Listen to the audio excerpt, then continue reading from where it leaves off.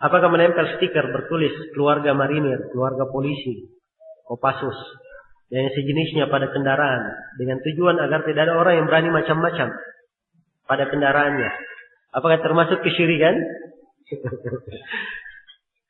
Inilah tadi yang saya katakan bahwa jangan seorang yang mempelajari kaidah-kaidah tauhid ini akan seimbang di dalam menilai. Ini bukan ya dari perkara kesyirikan yang seperti ini. Iya. Jelas ya? Sebab ini adalah suatu sebab ya, kadang ada manfaatnya dan dimaklumi dalam hal yang biasa. Ya, perkara yang biasa.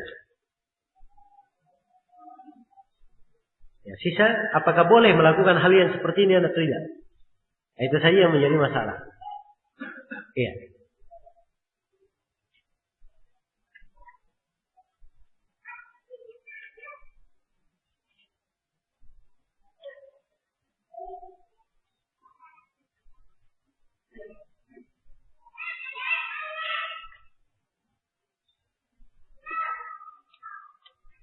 Apakah benar munculnya kilang minyak di Saudi Arabia adalah berkah dari dakwah tauhid Syekh Muhammad Tamimi rahimahullah? Ya. Ada kemungkinan dalam hal itu. Ya, sebab pemerintah Saudi yang pertama itu Muhammad Suhud, beliau mendukung dakwah Syekh Muhammad bin Abdul Wahab. Dan hingga hari ini pemerintah Saudi Arabia itu mendukung dakwah tauhid. Ya, hingga hari ini.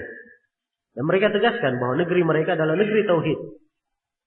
Negeri tauhid. Bahkan belakangan ini setelah putra mahkota baru yang naik, ya, beliau sudah membuat pengumuman di dunia dengan beliau mengundang menteri-menteri di berbagai negara. Beliau memberikan tema tajuk pembahasan ya, tentang keindahan dakwah salafiyah dan peranan dakwah salafiyah. Ya, dan apa rahasianya negeri Saudi Arabia itu bisa berdiri? Yaitu dengan mereka menegakkan dakwah salafiyah. Mereka membahasakan sekarang dengan bahasa dakwah salafiyah. Sebab itu lebih mewakili. Nah, apa hukum mengikuti upacara bendera? Apakah syirik kecil atau syirik akbar? Iya. Para ulama menyebutkan bahwa hormat kepada bendera ya, adalah hal yang tidak diperbolehkan. Yang pertama, karena itu adalah hal yang tidak pernah dicontohkan oleh Nabi Shallallahu Alaihi Wasallam. Kemudian yang kedua, ini adalah bentuk pengagungan, bisa mengantar kepada apa? Kepada kesyirikan. Karena itu tidak diperbolehkan. Maka kalau ada yang tertimpa dengan masalah ini, ya, dia boleh berbicara baik-baik dengan atasannya, dengan ininya bahwa dia sebenarnya tidak hadir di upacara bukan karena apa? Ya, karena membangkang sesuatu dan lain hal, tapi adalah suatu perkara yang berkaitan dengan keagamaan. Ya. Dan tidak ada yang memaksakan keagamaan seorang itu. Apalagi di negeri Indonesia ini, orang mau berkeyakinan apa saja, tidak ada yang bisa memaksa. Apalagi kalau dia berkeyakinan sesuai dengan dalil dari Al-Quran dan Sunnah Rasulullah Sallallahu Alaihi Wasallam. Ini ada pertanyaan dari internet, dari Bekasi, memakai gelang atau kalung yang dari batu, seperti batu giok, yang dianggap dapat menyembuhkan penyakit. Kalau batu giok seperti ini nggak boleh ya. Nah, sebab ini dari hal yang sangat tidak jelas dari sisi manfaat. Maka menjadikannya sebagai sebab itu ada bentuk dari bentuk kesyirikan. Iya. Tapi sekarang yang ramai itu memakai apa? Magnet, memakai gelang yang semisal dengan itu. Ini juga difatwakan oleh sejumlah ulama kita di masa ini harusnya ditinggalkan. Sebab hubungan sebab akibatnya tidak tampak jelas. Tidak tampak jelas. Ya. Ada kadang sesuatu dia jelas hubungan sebab akibat, namun tidak semua orang mengetahuinya. Itu tidak ada masalah. Seperti misalnya ada pintu pakai remote, sudah di setel pakai suara, saya katakan buka pintunya, saya sudah setel suara saya. Ya. Mungkin kalau saya ada pintu seperti itu, saya katakan buka, dia buka sendiri, orang yang ikut bersama saya heran. Kok bisa pintu dia perintah? Ya? Nah, dan antum tahu dulu orang yang paling pertama kali HP dipakai, heran orang lihat, apa ini orang bicara pakai HP? Ya kan? Ketika HP belum apa? belum tersebar. Iya. Nah, yang seperti ini, keheranan yang seperti ini, itu tidak ada masalah sebab hubungannya jelas. Ya, hal yang jelas, walaupun tidak semua orang tahu. Tapi kalau masalah menggunakan batu, magnet atau yang semisal dengan itu, ya, ini perkara yang memang tidak jelas. Paling sedikitnya bagi seorang hamba dia tutup segala pintu, jangan sampai dia masuk di dalam apa? Di dalam bersandar kepada sebab yang tidak disyariatkan oleh Allah secara syarak, tidak pula secara apa? Secara qadar. Nah,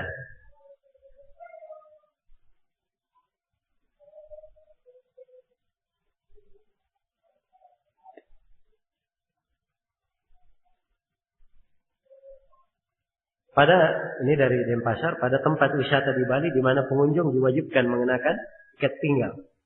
Saya nggak tahu ya wisata yang kayak bagaimana itu. Diwajibkan ikat pinggang. Ya. Saya nggak tahu bentuknya bagaimana. Apa jenis ikat pinggangnya saya nggak tahu. Ini saya nggak bisa jawab ya.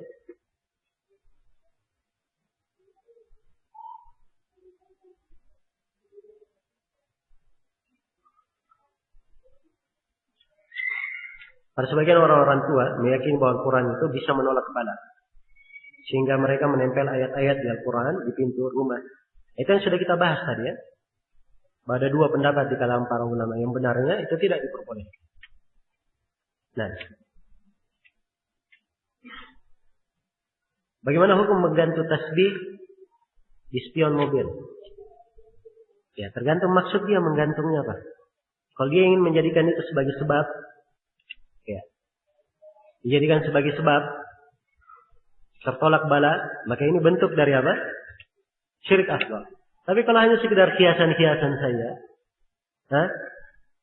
ini insyaallah taala hanya masuk di dalam perkara mubah atau perkara kebiasaan saja. Ya, baik.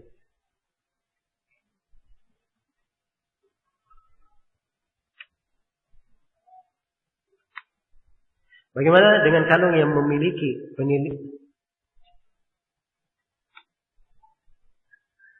penelitian ilmiah dapat menyembuhkan suatu penyakit? Ini yang saya singgung tadi ya.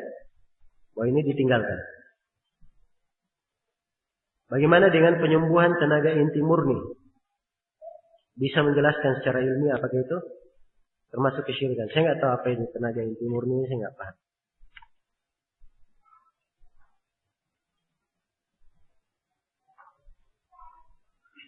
Baik, ini saya sudah terangkan. Ini banyak pertanyaan ya, masalah magnet, masalah.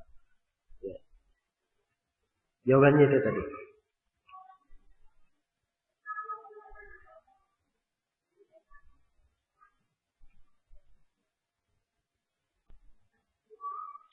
Kagum atau heran akan suatu disunahkan mengucapkan subhanallah dan Allah Akbar.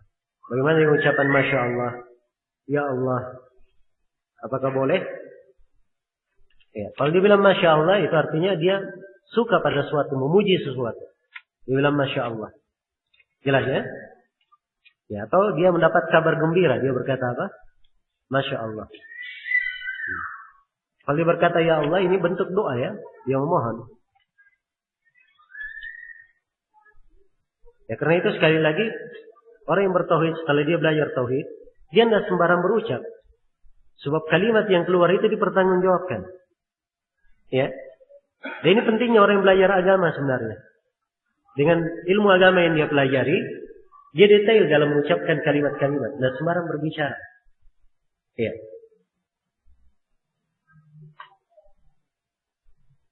Dan para ulama kita subhanallah indah sekali menggambarkan keislaman. Kadang sebuah perbuatan dia ibaratkan, ini perbuatan kekufuran. Pelakunya keluar dari keislaman.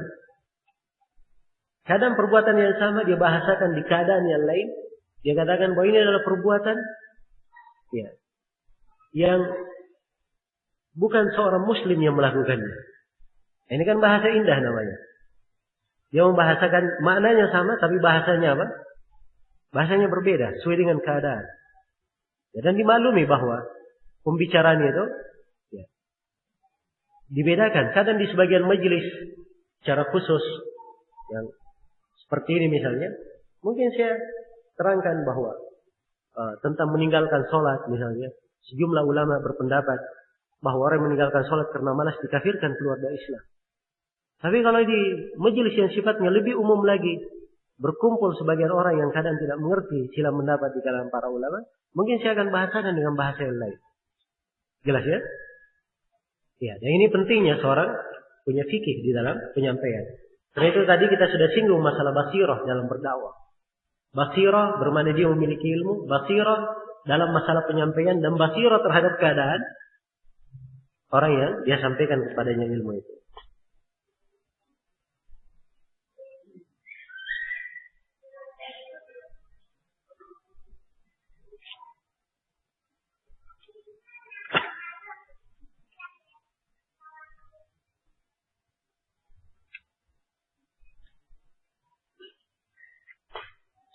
Bolehkah kita menggelar kaum muslimin yang melakukan kesyirikan sebagai kaum musyrikin?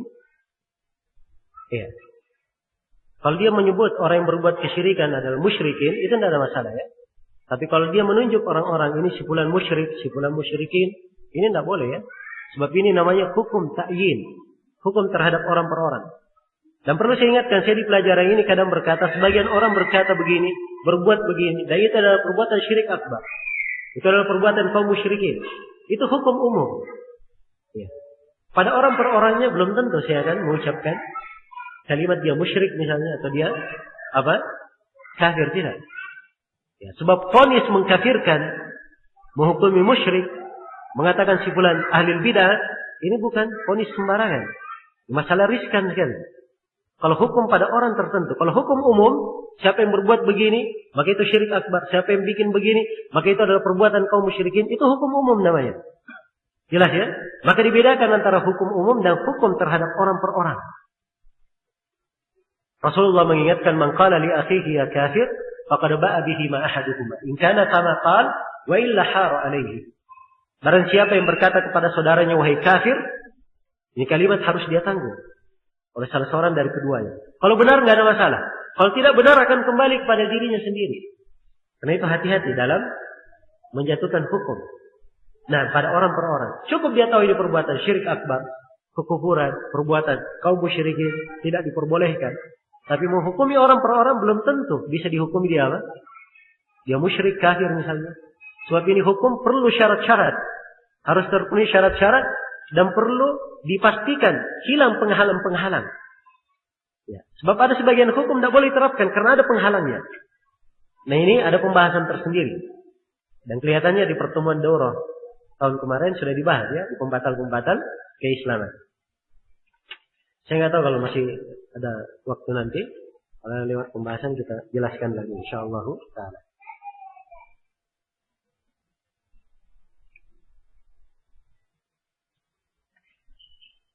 Bagaimana hukum minta imbalan, menerima imbalan dari meruqyah? Kalau dia menerima imbalan, tidak ada masalah. Kalau dia menerima hal tersebut.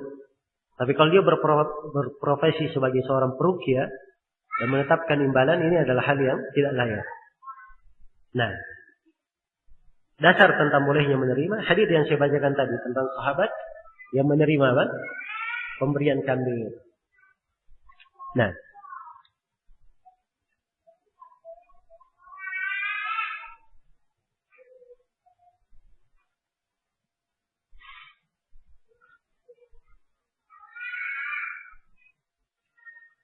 tiga syarat ruqyah disebutkan.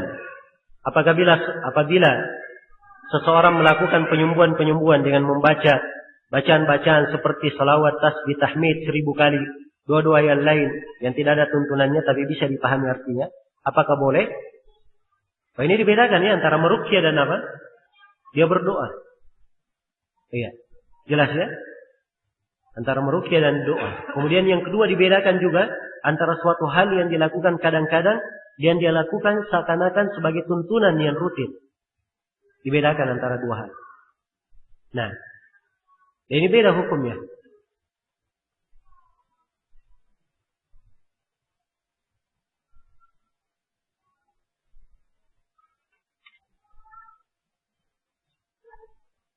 Masalah makanan dari acara bidah akan datang nanti ya pembahasan.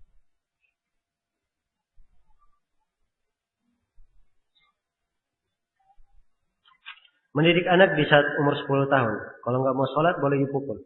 Pukulan yang bagaimana yang disyariatkan? Pukulan yang mendidik. Iya. Sebab yang dimaksudkan adalah mendidiknya. Bukan pukulan yang melampiaskan kemarahan. Pukulan yang bisa membahayakan. Tapi pukulan yang sifatnya apa? Mendidik anak. Ya, dan tidak harus dia dipukul ya. Diberikan kalimat pukulan itu artinya diberi hukuman yang membuat dia jerah tidak sholat. Dia itu tidak mesti dengan apa? Dia dipukul. Boleh dia disuruh berdiri, misalnya. Ya. Kalau dia tidak sholat di masjid, maka disuruh dia sholat misalnya dengan lama 1 jam misalnya di rumah. Nah, contoh ya. Ya. Atau diberi tugas. Kalau dia tidak sholat disuruh menghafal Al-Quran 5 lembar misalnya. Ya. Ini contoh dari hukuman-hukuman. Jadi tidak mesti dipukul. Ya, sebab yang dimaksudkan kalimat pemukulan di dalam hadis, ya. Muru abna'akum bis-salati lis-sab'in wadribuhum 'alaiha bi ashrin. Perintahlah anak kalian salat di umur 7 tahun dan pukullah di umur 10 tahun. Kalimat pukul di situ itu bukan cara satu-satunya. Tapi itu adalah apa? Bentuk dari pendidikan. Boleh dikiaskan yang semisal dengan itu hal yang mendidik. Ya, sebab sebagian anak tidak bermanfaat dipukul. Palingan kalau dipukul, dia nanya, mau berapa kali dipukulnya? Kalau sudah apa? Kalau sudah keseringan. Itu sebagian anak. Tapi kalau diberi hukuman yang lainnya, kadang itu lebih mendidiknya. Nah, dan di sini kembali kepada orang tua ya, kepada pendidik melihat apa yang terbaik untuk anak tersebut.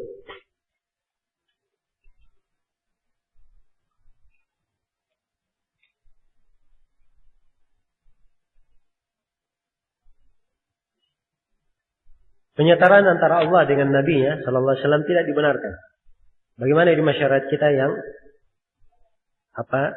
menempatkan nama Allah dan Rasul-Nya diletakkan secara bersamaan. Ya, setara keduanya. Apakah ini terhitung syirik asghar? Ya, ini perbuatan yang keliru ya. Perbuatan yang keliru. Pertama, menempel nama-nama Allah, nama Rasul itu tidak disyariatkan.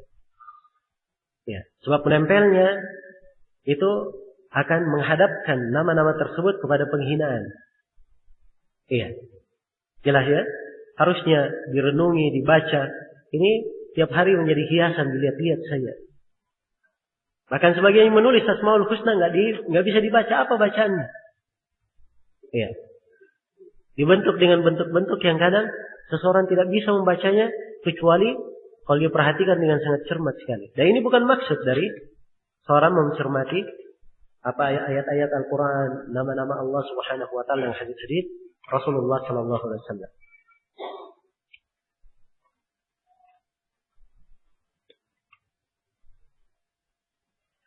Apakah termasuk syirik mempotret gambar-gambar? Akan datang nanti ya satu bab khusus berkaitan dengan gambar di kitab Tauhid ini. Kita akan terangkan pada tempatnya. Apakah ada zakat pada setiap pendapatan gaji bulanan? Iya. Zakat itu diwajibkan kalau hartanya telah mencapai nisab.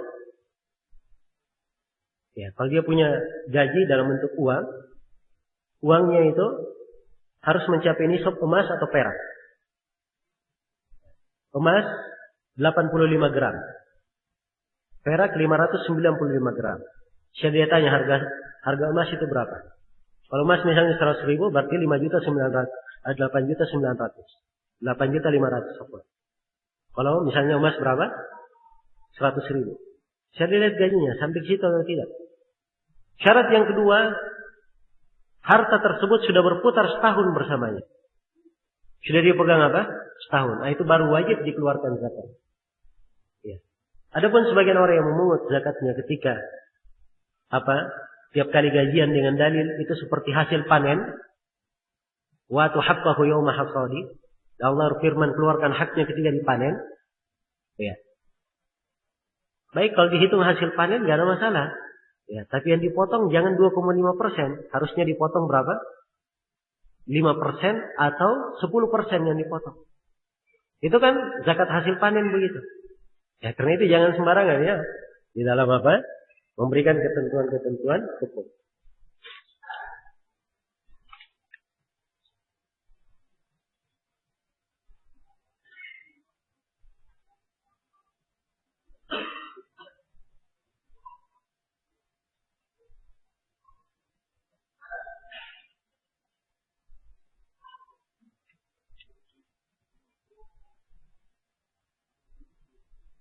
Dulu pernah ada minyak dengan nama minyak sawaan untuk mengusir jin. Apakah termasuk syirik asghar? Ya, ini sudah kita terangkan ya, ini masuk sama. Kalau dia yakin itu sebagai sebab mengusir jin, ya itu adalah hal yang apa? Dihitung syirik asghar.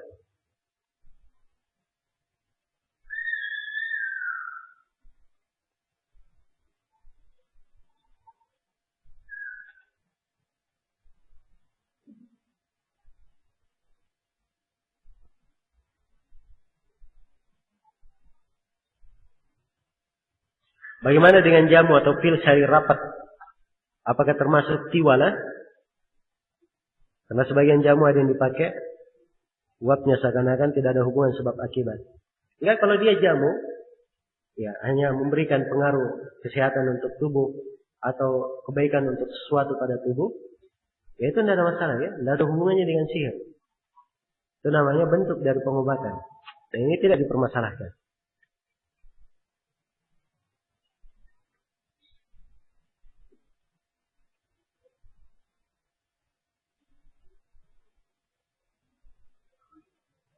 Baik, ini pertanyaan terakhir ya, waktunya sudah habis.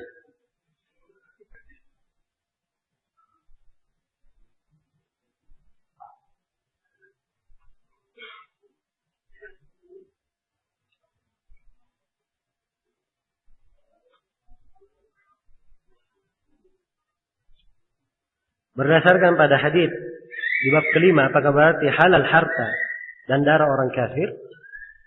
Ya, jawabannya bahwa itu penyebutan. Jadi kalau dikatakan siapa yang berucap la ilaha illallah kafir terhadap siapa yang diibadahi dari selain Allah, haram harta dan darahnya. Kalau dia muslim haram harta darahnya. Kalau kafir asalnya harta dan darahnya itu adalah halal. Cuman Islam memberi hukum tersendiri pada orang kafir. Dalam masalah menumpahkannya dan di dalam masalah mengambilnya.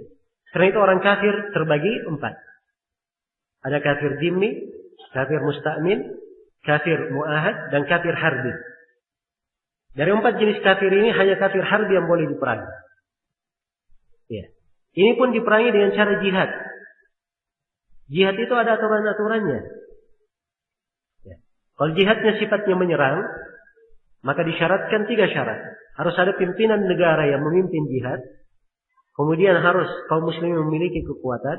Dan harus mereka memiliki wilayah kekuasaan. 3 syarat. Ya, karena itu jangan sembarangan ya.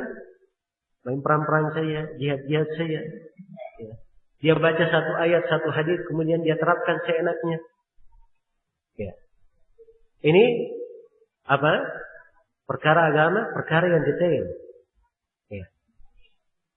Satu kesimpulan itu dipetik kadang diambil dari puluhan dalil. Ya. Dari banyak pertimbangan. Karena itu tidak sembarangan seorang di dalam menjatuhkan hukum-hukum. Dan di sini, ya sekali lagi saya tekankan pentingnya seorang belajar dan menuntut ilmu agar supaya luas wawasannya tentang Islam. Dan wajibnya seorang itu di dalam perkara-perkara, apalagi berkaitan dengan orang lain, berkaitan dengan darah, berkaitan dengan kehormatan, dia jangan sembarangan.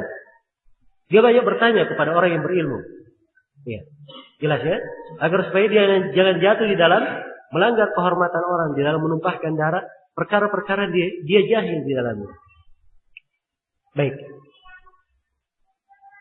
Ini mungkin yang bisa saya jawab untuk pertemuan kali ini. Dan insyaAllah ta'ala kalau pertanyaan ini disimpan untuk pertemuan yang akan datang, tidak ada masalah.